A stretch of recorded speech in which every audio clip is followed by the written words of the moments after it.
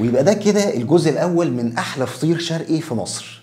السلام عليكم. فيديو النهارده عن اكله انا بحبها جدا، بس برغم كده ما بطلبهاش دليفري خالص، مش عارف ليه. النهارده هنعمل مقارنه فطير شرقي، وهنجيب الفطيره المحبوبه عند ناس كتير وهي فطيره سجق كيري. انا بالنسبه لي طالما حاجه فيها سجق انا دايس، وان شاء الله اللي هيكسب في الجزء ده هيخش معانا بقى المرحله اللي بعدها، يخش في الجزء الثاني وينافس مطاعم ثانيه. النهارده انا جبت 5 مطاعم: حمزه، الأليوبي، دسوقي اند صودا، وائل، ماجستي. وعايز اقول لكم في تفاوت كبير في الاسعار، احنا بنبتدي من حاجه و70 وبنوصل لفوق ال100 بحبه حلوين. بس خلينا قبل ما نبدا الفيديو اكلمكم عن سبونسر النهارده، وهو موقع luckyegypt.com. الموقع ده عليه مواقع كتير للشراء زي امازون وجوميا واتش اند ام وامريكان ايجل وغيرهم كتير في كل المجالات. ولما تشتري من موقع لاكي ايجيبت بيرجع لك كاش باك لحد 20% على مشترياتك. فالعمليه بسيطه جدا، هتفتح الموقع بتاع لاكي ايجيبت وتختار الموقع اللي انت عايز تشتري منه الحاجه بتاعتك وتكمل عمليه الشراء عادي جدا. والكاش باك هيوصلك في خلال فتره 17 يوم بس. بالمناسبه ده اسرع موقع بيرجع لك الكاش باك. والكاش باك هنا انت مش لازم تستفيد بيه لما تيجي تشتري تاني، لا انت ممكن تسحبه بكذا طريقه، ممكن من خلال تحويل بنكي، او ممكن تسحبه من خلال امان، او تستخدمه على ابلكيشن لاكي وتشتري من عروض الكاش باك. ده غير ان موقع لاكي ايجيبت بيدي لك خصومات على مواقع مختلفه، يعني بتديك خصم وانت بتشتري. ولو خلصت الفيديو ده ورحت فتحت لاكي وسجلت من عليه وعملت اول عمليه شراء هيدي لك خصم 50 جنيه. اما الجديد بقى ان انت لما ترشح موقع لاكي لحد من اصحابك، لما هو يعمل اول عمليه شراء انت بتاخد 50 جنيه. فتقدروا تسجلوا على موقع لاكي من اللينك اللي في الديسكربشن. بالمناسبه لاكي ده انت ما بتجيبش منه حاجات بقى تك ولبس والكلام ده، لا ده في برضه مطاعم وبيعمل خصومات حلوه على المطاعم. وبما اننا رجعنا لسيره المطاعم فخلينا نرص ال5 فطاير جنب بعض ونشوف شكلهم عامل ازاي. الأليوبي وماجستي ووائل تحس ان الفطيره مربعه شويه، اما دسوقي اند صودا وحمزه الفطيره مدوره. دسوقي اند صودا تحس ان الفطيره مش متحمره من على الوش خالص، حمزه متحمره شويه، وائل متحمره اكتر، وماجستي تحس ان هي الطبقه اللي فوق متحمره شويه. اما الأليوبي يعني تحس ان هي رقيقه جدا وتحتها غرقانه جبنه. مطعم حق لا احنا قبل ما نبتدي عايزين نوصل الفيديو ده ل 10000 لايك، يعني سيب اللي في ايدك دلوقتي اعمل لايك وبعد كده كمل فرجه. دي فطيره حمزه، دي حجم وسط سعرها عامل 72 جنيه شامل الضريبه. هو جايب لنا هنا شوكه و3 كاتشب. افتح بقى كده. هو جايب لنا البتاعه دي عشان الفطيره ما تتبهدلش. الفطيره شكلها جامد، يعني الجنب دي حرفيا هي فاضيه مفيش اي حاجه. فخلينا نخش على اللي جواها. السجق بقى هنا الحلو فيه ان هو قطع مش مفروم، وفيه فلفل اخضر وجبنه كيري مغرقه الدنيا حبه حلوين. خلينا ندوق ونشوف كده. بسم الله.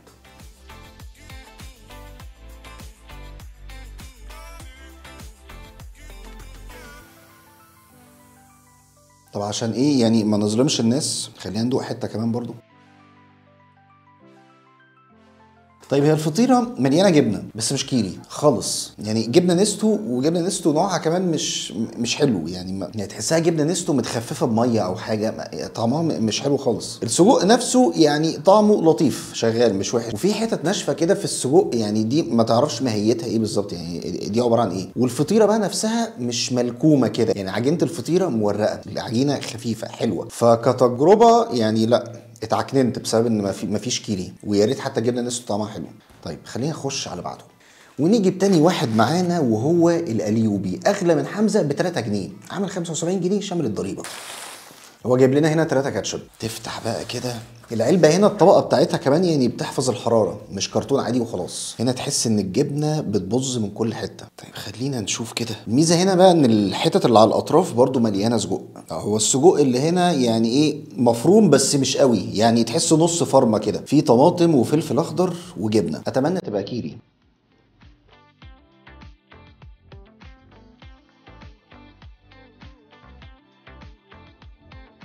ايوه كده كده كده احنا بنتكلم كده، احنا بنقول.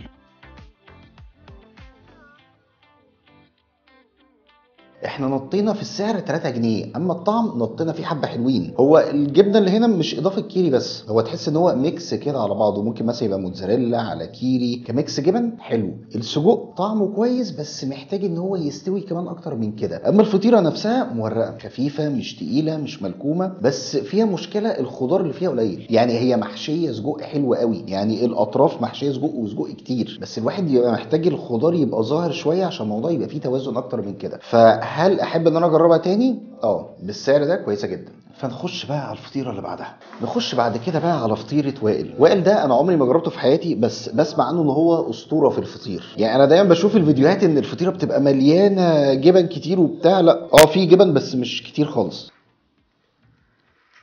السجق هنا هو سجق قطع وقطع طماطم وفلفل صغير، والفطيره دي سعرها 85 جنيه شامل الضريبه. دي هنا الحجم الوسط.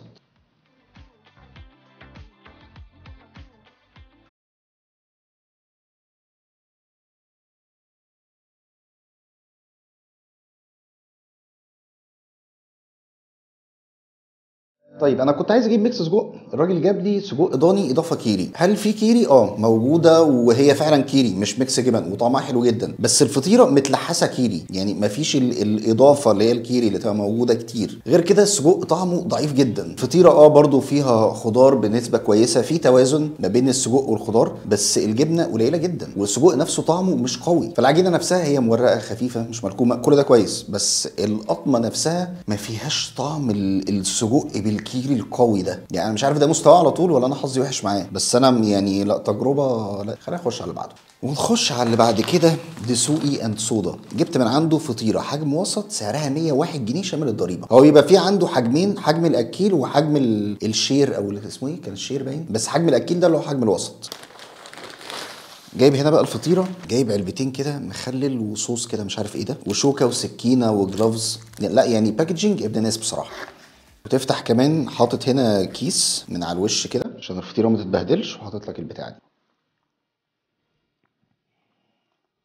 فطيره دسوان سودا من على الوش مش متحمصه خالص، يعني لونها مبيض قوي كده. بس دسوان سودا بقى هو مقطع لك السجق شرايح رفيعه قوي، وطماطم وفلفل وجبنه.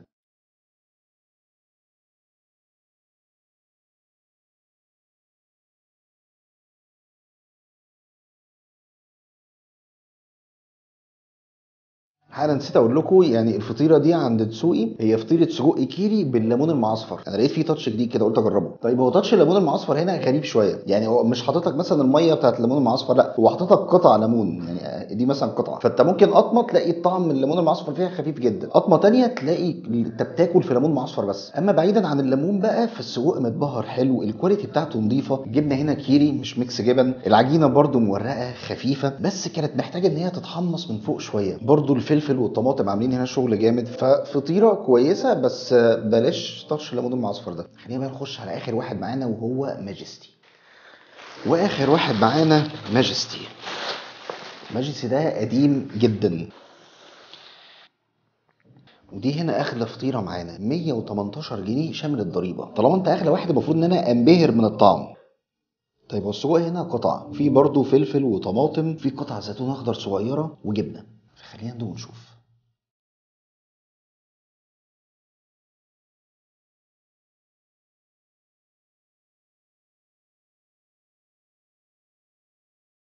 طيب هي الفطيره كاضافات وكعجينه كويسه جدا، العجينه خفيفه ما هياش تقيله، الاضافات برضو موجوده بشكل كويس، يعني في توازن ما بين الطماطم والفلفل والزيتون والسجق، والجبنه اللي هنا جبنه كيري، كل ده جميل. السجق بقى طعمه يعني اقل طعم في الخمس مطاعم، يعني طعم السجق غريب، تحسه قالب شويه على كبد وكلاوي، يعني مش عارف، ما فيش طعم السجق اللي الواحد متعود عليه، تحس السجق ده كان محطوط مع كبده او يعني مش عارف، في طعم غريب. طيب خلينا نشيل الكلام ده من قدامنا، اقول لكم التجربه كلها على بعضها عامله ازاي. طيب لو احنا هنرتب الخمس مطاعم اللي جبناهم النهارده، فاحسن اتنين، يعني وفي الاول في الاخر دي اذواق، يعني ده ذوقي الشخصي، احسن اتنين كانوا القليوبي ودسوقي صودا. القليوبي الفطيره فعلا جوسي وطريه جدا، حلوه جدا، بس الجبن هنا هي مش كيري بس، هي ميكس جبن، فلو كانت كيري بس كانت هتبقى احلى كمان. اما دسوقي صودا لا، يعني تحس ان كل حاجه مظبوطه بالشعره، بس اغلى من القليوبي بحوالي 16 جنيه، والاتنين كطعم قريبين بعض جدا، بس القليوبي تحس ان هي كانت مخدومه جبنه اكتر، فانا اروح للقليوبي، وبعد كده رقم اتنين دسوقي صودا. التلاته اللي بعد كده انا فعلا مش هرتبهم، يعني مش هقول بقى مين تالت او مين رابع او خامس، لا يعني ماجستي ده طعم السجق غريب، انا اول مره ادوق سجق بالطعم ده في حياتي. حمزه طعم السجق فيه كان لطيف شغال، بس الجبنه النستو المحطوطه دي مبوظه الدنيا، يعني لو كان محطوط مكانها كيري، حمزه ده كان ممكن يعني يبقى رقم ثلاثة او رقم اتنين كمان. اما وائل انا بسمع عنه ان هو جامد جدا، فيعني مش عارف هل ده فعلا يا جدعان مستواه ولا انا حظي وحش معاه النهارده. الفطيره فعلا تحس ملهاش طعم، متلحسه جبنه كيري، يعني جبنه كيري قليله جدا فيها، السجق نفسه طعمه ضعيف جدا مش ظاهر. وبكده يبقى اللي كسب معانا في فيديو النهارده هو القليوبي. استنونا بقى ان شاء الله بعد كده في الجزء الثاني هنجيب 4 مطاعم كمان ونجيب القليوبي، نشوف بقى القليوبي ده هيعمل معاهم ايه، هينافس ولا هيطلع اي كلام ولا ايه النظام. رشحوا لنا بقى المطاعم دي في الكومنتات عشان نجيبها ان شاء الله. وبس كده، دي كانت نهايه الفيديو، ما تنسوش بقى تعملوا لايك للفيديو وتشتركوا في القناه. اشوفكم ان شاء الله الفيديو الجاي، سلام.